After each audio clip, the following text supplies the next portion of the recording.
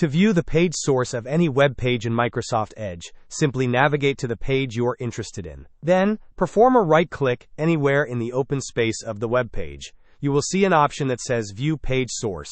Clicking on this will open the source code of the page in a new tab. For inspecting elements, the process is very similar. After right-clicking on the page, you will find an option that says Inspect. Selecting this option will open the Developer Tools panel, allowing you to examine and analyze individual elements on the web page. While the option might be labeled simply as Inspect, it serves the same function as Inspect Element. Hope this was helpful. Don't forget to like and subscribe if you enjoyed. As always, thanks for watching, and I will see you in the next video.